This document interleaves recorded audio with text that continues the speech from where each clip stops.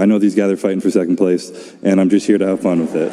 So, it's going to be a good year. There we go. So now we gotta... hello guys, तो आप लोगों को पता ही है कि मिस्टर ओलंपिया की प्रेस कॉन्फ्रेंस कल रात को हो गई है और ये किस तरह से हुई है, मतलब इस बारे में अगर बात करी जाए तो इसमें कुछ तो चीज़ें बहुत ज़्यादा अच्छी हुई हैं और कुछ बहुत ज़्यादा बुरी, मतलब बोरिंग सी हो रही थी। जैसे कि अगर अच्छी की बात करी जाए तो अच्छी में गाइस मैंने बोल दिया कि बहुत ज़्यादा, बट एक अच्छी का रीज़न सिर्फ यही है कि यहाँ पे जो प्रेस कॉन्फ्रेंस हुई थी वो ओल्ड स्टाइल में करी गई थी, यानी कि आपको बुलाकर बिठा दिया गया था कंपेटिटर्स को और पैनल्स में से कोई क्वेश्चन पूछ रहा था। तो वो एक चीज़ काफ़ी अच्छी थी, बिकॉज लास्ट ईयर जो इन्होंने करा था वो तो बिल्कुल इन्होंने रायता फैला दिया था, तो उस चीज़ को इन्होंने रिपीट नहीं करा, तो कुडोस टू देम। बट जो बोरिंग बात थी गाइस वो ये थी कि कोई भी एक्साइटमेंट नहीं था, प्लस क्वेश्चंस ऑडियंस में से कोई नहीं पूछ रहा था। इन्होंने अपना एक पैनल बना के बिठा दिया था जिसमें कई सारे ओल्ड कंपेटिटर्स थे या फिर कोई बड़ी बड़ी पर्सनैलिटीज़ थी, तो मतलब उन सबको बिठाकर क्वेश्चंस पूछे जा रहे थे। तो एक तरह से सेटअप करा हुआ था कि इस तरह के ही क्वेश्चंस पूछे जाएंगे, ऐसी ही बातें करी जाएंगी, क्योंकि अगर ऑडियंस से कोई क्वेश्चन पूछता है तो गाइस उसमें लिमिट नहीं होती कि वो किस तरह का क्वेश्चन पूछे, और चीज़ें कई बार हीटेड भी हो जाती हैं और काफ़ी ना पर्सनल टाइप के क्वेश्चंस भी आ जाते हैं, जो कि होने चाहिए मेरे हिसाब से ऐसी प्रेस कॉन्फ्रेंस में, जब आप जानने की कोशिश कर रहे हो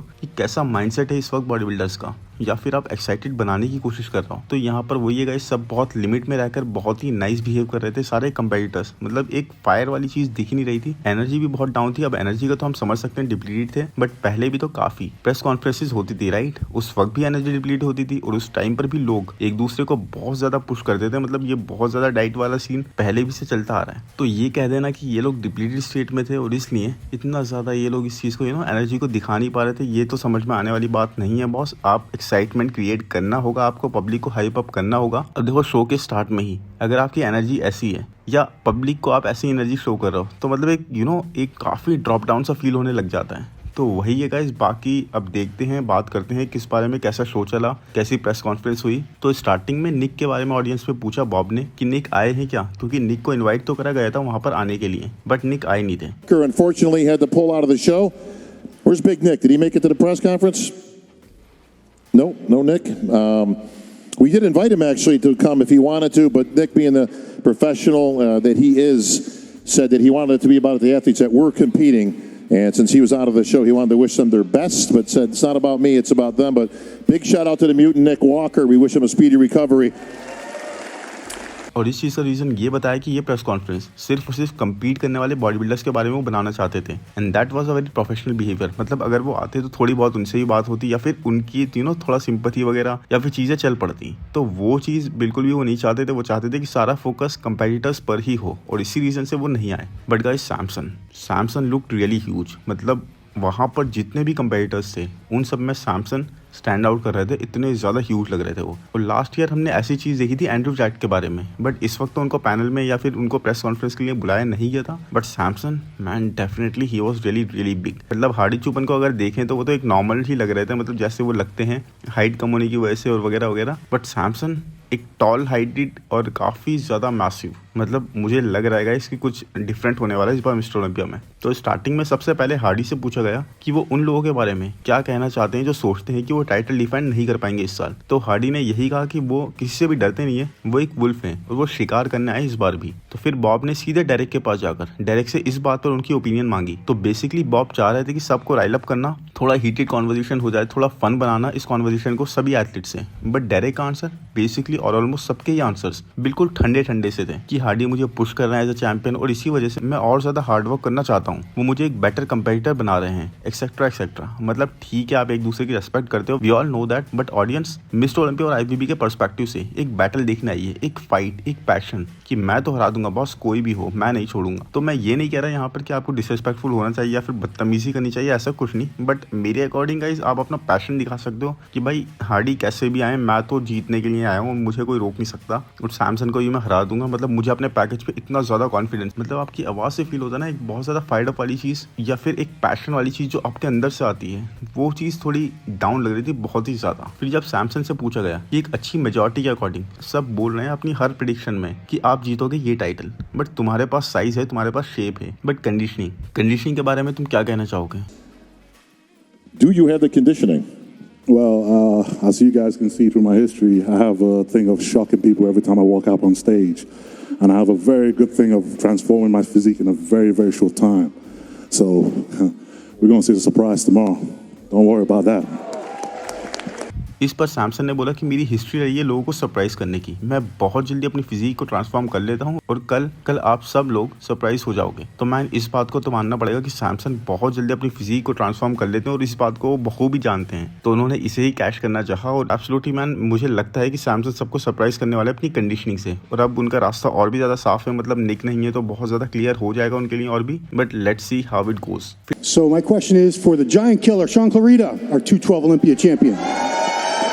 फिर शॉन क्लाइडर से पूछा गया उनके बारे में कि इस साल उन्होंने जिम भी ओपन कर लिया है, he became a father as well, और अब वो अपनी एक क्लोथिंग लाइन या फिर शू की लाइन डाल रहे हैं। जबकि ऑलमोस्ट मैक्सिमम चैंपियन, जब भी कोई चैंपियन होता है वो अपना पूरा फोकस सिर्फ चैंपियनशिप को रिटेन करने में लगा देता है, एक साइड होकर ट्रेन करने में लगा देता है। तो हाउ इज इट, जिस पर शॉन ने यही बताया कि वो हर एक चीज पर फोकस कर रहे हैं एक साथ में, ताकि वो एक अच्छा फ्यूचर दे सकें टू हिज फैमिली। बट इस वीकेंड उनका फोकस सिर्फ और सिर्फ थर्ड टाइटल पर होगा, जो कि अनडिवाइडेड है। फिर कियोन को भी वो अपने राइल अप करने का ट्राई करा, बट जैसा आपको बता रहा हूँ बहुत ही ठंडे टाइप के आंसर से सबके, except for Erin Banks and Beyon Ashley. उन दोनों ने ही काफी अच्छा कंट्रीब्यूशन करा। बात करेंगे खैर उस बारे में भी आगे जाकर। मतलब शॉन से ये पूछा जा सकता था कि अब वो कितने और टाइटल्स देखते हैं, टारगेट कर रहे हैं आगे और जीतने का, या फिर आर्नोल्ड क्लासिक में जैसे कम्पीट करा था उन्होंने मास मास्टर्स के साथ, तो क्या वो समझते हैं उनके पैकेज पर, उनकी कंडीशनिंग पर, उनकी वो सही प्लेस थी फिफ्थ आना। ये भी पूछ सकते थे कि क्या उनको लगता है कि कियोन पियर्सन उनको इस साल बीट कर सकते हैं, जो कि इनसेन इंप्रूवमेंट्स लेकर आ रहे हैं। लेकिन नहीं, ऐसा तो कोई भी क्वेश्चन नहीं पूछा गया। या फिर कियोन से ये पूछ सकते थे कि आपकी फिजिक काफी हद तक डायरेक्ट से मिलती जुलती और आपके एस्थेटिक्स बहुत अच्छे हैं, तो क्या आप टारगेट कर रहे हो नेक्स्ट ईयर में या फिर आने वाले ईयर्स में ओपन डिवीजन में मूव होने का। तो इससे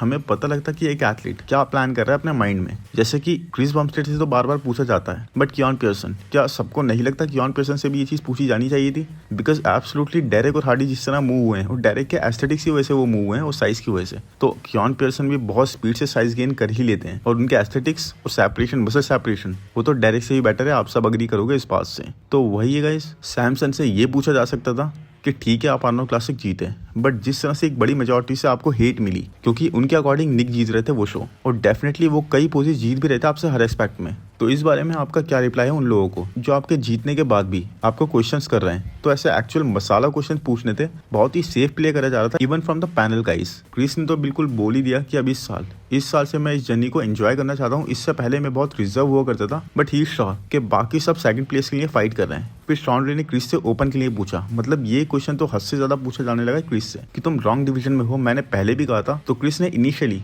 I'm right where I belong. Now, तो साफ बोल दिया कि मैं वहीं पर हूँ जहाँ पर मैं बिलोंग करता हूँ। बट फिर बॉब क्रिस को और भी ज्यादा पुश करने लगे सिनेरियोस बनाकर कि अगर तुम इस वीकेंड को मान लो 5 टाइटल जीत जाते हो, तो क्या तुम उस बात पे रिटायर होना डिसाइड करोगे क्लासिक डिवीजन से और नेक्स्ट ईयर कंपीट करोगे ओपन डिवीजन में? तो क्रिस का रिस्पॉन्स बेसिकली यही था गाइस कि इन सब लोगों को होप्स मत दो, मतलब बाकी सब कंपेटिटर्स को होप मत दो कि मैं यहाँ से जा रहा हूँ और अब ये जीत सकते हैं, क्योंकि ऐसा कुछ नहीं होने वाला। तो एक बात तो समझ में आई है गाइस, वो ये कि प्रेप के स्टार्ट होने से पहले क्रिस का माइंड टायर्ड था, एक डिफिकल्टी वो फेस कर रहे थे। बट अब जैसे ही प्रेप हो गई या फिर प्रेप के चलते में Chris is feeling really well. Chris ने तो यहाँ तक कह दिया कि इन लोगों की होप्स मत बढ़ाओ, I am not going anywhere, मतलब this probably is not the last year जब हम क्रिस को कम्पीट करते हुए देखेंगे। क्योंकि 2 मंथ्स पहले के क्रिस के पोस्ट के अकॉर्डिंग तो सारे हिंट इसी तरफ जा रहे थे, बट जिस तरह से अभी क्रिस बात कर रहे हैं उससे तो ये नहीं लगता कि क्रिस इसको लास्ट ईयर अपना कंसीडर कर रहे हैं। बट क्रिस से ये भी पूछ सकते थे कि क्या अगर तुम्हें मौका दिया जाए तो इसी साल क्लासिक के साथ साथ क्या ओपन के स्टेज पर चढ़ना कंसीडर करोगे? एंड आई थिंक क्रिस उसे रिफ्यूज नहीं करते एक इस तरह के इनवाइट को। I mean guys think about it, इस साल काफी टॉप 10 टॉप 11 के एथलीट्स मिस आउट कर रहे हैं, और क्रिस की लाइंस आप देखोगे विद हिज साइज तो वो काफी ज्यादा बेटर है राफेल से, जो कि लास्ट ईयर टॉप 10 क्रैक कर गए थे, वो भी काफी पैक्ड लाइनअप पर, साइज कम होते हुए भी। And I really don't think कि साइज इतना मैटर करेगा भी when you have crazy lines and conditioning. आप पील्ड हो, ऐसा भी नहीं है कि क्रिस के पास साइज की कमी है। आई रियली फील कि क्रिस ओपन के स्टेज पर भी एक्सट्रीमली कंपेटिटिव हो सकते हैं। और गाइस आधे से ज्यादा रोस्टर तो वुमेन कंपेटिटर्स से भरा हुआ था, मतलब इतने ज्यादा वुमेन डिवीजन एक के बाद एक आईबीबी ने ऐड कर दिए कि आई थिंक मेंस से भी ज्यादा वुमेन डिवीजन है। बट फिर मुझ समेत काफी लोग वेट कर रहे थे जेरेमी की बारी आने का, क्योंकि जेरेमी की इससे पहले की प्रेस कॉन्फ्रेंस से सबको याद है राइट, कैसे हीटेड हो जाती थी, कैसे बातें होने लग जाती थी। बट एब्सोल्युटली एक डिफरेंट साइड हमें जेरेमी बोंदिया की देखने को मिली यहाँ पर। सबसे इंपॉर्टेंट कितना ज्यादा वो इवॉल्व हो गए हैं जेरेमी लास्ट 5 ईयर्स में। आई मीन जेरेमी से पूछा गया था कि कई सारे चैंप्स, कई सारे कंपेटिटर्स पहले भी कमबैक का ट्राई कर चुके हैं, केविन लवरोने हो गए, फ्लेक्स व्हीलर हो गए वगैरह वगैरह, बट कोई भी उस तरह से परफॉर्म नहीं कर पाया, अपने कमबैक पर छाप नहीं छोड़ पाया। तो तुम्हें क्या लगता है आफ्टर 5 ईयर्स ऑफ गैप क्या तुम ये कर सकते हो? तो जिस पर जेरेमी ने ये बताया कि पहले जब मैंने ये टाइटल जीते थे तब मैं अपना पर्पस ढूंढ रहा था लाइफ में, और फिर उसके बाद मेंटली और फिजिकली बहुत सारी चीज़ों से गुजरा हूँ, बहुत सारे हार्ड टाइम्स फेस करे हैं, बट मैरिज के बाद जब मुझे बेटी हुई तो मुझे लगता है कि मेरी लाइफ चेंज हो गई और इस वक्त मेंटली और फिजिकली मैं अपना बेस्ट फील कर रहा हूँ और इस वीकेंड आप लोग उसे विटनेस करने वाले हो। एंड एब्सोल्युटली एक रिस्पेक्ट जो जेरेमी और क्रिस को मिल रही थी गाइस ऑडियंस से, क्राउड से, जिस तरह का रिस्पॉन्स मिल रहा था इन दोनों को। And not only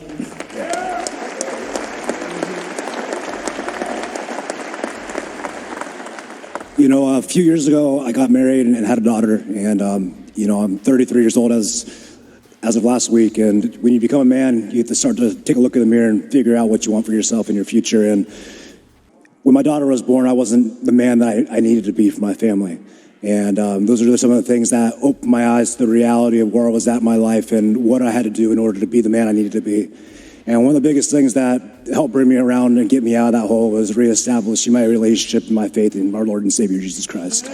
वो किसी और कंपेटिटर को नहीं मिल रहा था वहाँ पर, मतलब चैंपियन तो वहाँ पर शॉन क्लाइडर भी थे, ब्रैंडन हेंड्रिक्सन भी थे, एरिन बैंक्स भी थे, बट उसके बाद भी क्रिस और जेरेमी के लिए जो प्यार दिख रहा था लोगों का, जो अफेक्शन दिख रहा था, दैट वाज रियली इनक्रेडिबल। और जिसको भी ये लग रहा था कि एरिन बैंक्स अब हम्बल हो गए होंगे, man they all were wrong, क्योंकि बॉस एरिन ने तो फिर से अपनी वही सॉल्टी साइड दिखानी स्टार्ट कर दी है, मतलब शो को लूज कर जाना एंड ऑल ठीक है। वहाँ पर एरिन ने पॉइंट्स बना लिए कि वो अपने डिवीजन को ग्रो करने के लिए ट्राई कर रहे थे, बट जब उनसे ये पूछा गया कि लास्ट ईयर तुम दोनों के बीच में यानी ब्रैंडन और एरिन के बीच में काफी क्लोज मैचअप था, बट जब तुम जीते तो ब्रैंडन ने तुम्हें क्रेडिट दिया, तो एरिन वाज लाइक नहीं, वो तो पूरे साल रो रहे थे।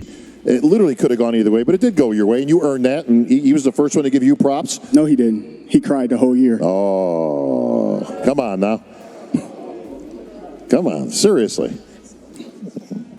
He did. Did he? Ask him. Brandon? There's no crying in bodybuilding. Next question. He knows that. Next question. Well, my next question is the.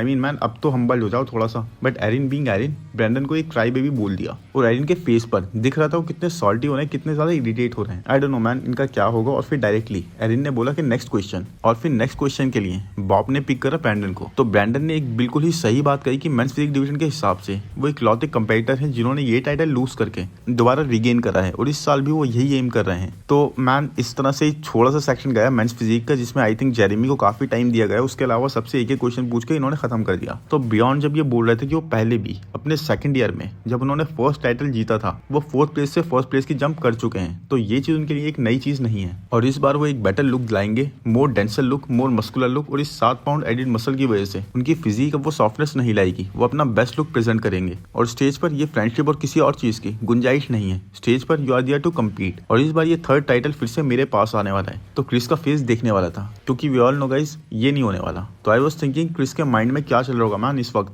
रमॉन को, ब्रियॉन को, उर्स को बोलते हुए देखकर कि हम ये टाइटल जीतेंगे। क्रिस मस्ट बी लाइक किस गलत फहमी में जी रहे हैं ये लोग, कितनी बड़ी गलत फहमी है, मतलब इनका कुछ होने नहीं वाला, उसके बाद भी हर साल आ जाते हैं बातें करने। और फ्लेक्स व्हीलर ने तो काफी कोशिश करी कि कोई फिजिक रिवील करे जैसे ओल्ड टाइम्स में होता था। Trying to rabble rouse up. You got a question, Flex? Man, all this damn talk is cheap, man. We used to peel right then back in the days. Somebody, if you bought yours if you really bought it, peel or shut up. Lex Wheeler says talk is cheap. Who wants to show something out here? Anybody?